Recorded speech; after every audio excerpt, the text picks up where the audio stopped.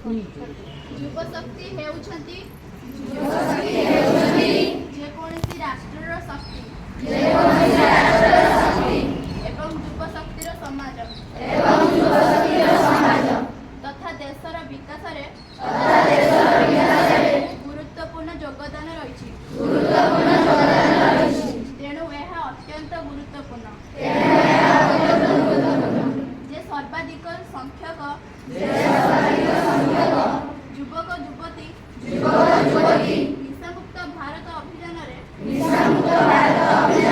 ସାମିଲ ହୁଅନ୍ତୁ।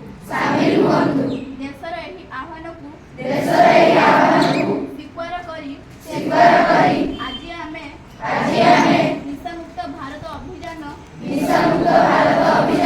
ଅଧୀନରେ ଏକଜୁଟ ହୋଇ ସଂକଳ୍ପ ନେଉଛୁ କେବଳ ସମ୍ପ୍ରଦାୟ ପରିବାର ବନ୍ଧୁବାନ୍ଧବ ନୁହେଁ ବରଂ ଆମେ ମଧ୍ୟ ନିଶାମୁକ୍ତ ହେବୁ। କାରଣ ପରିବର୍ତ୍ତନର ଆରମ୍ଭ ଆମଠାରୁ ହେବା ଉଚିତ।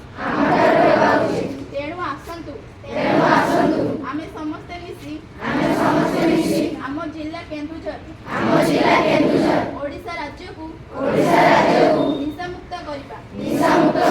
ମୁଁ ପ୍ରତିଜ୍ଞା କରୁଛି ଯେ ମୋ ଦେଶକୁ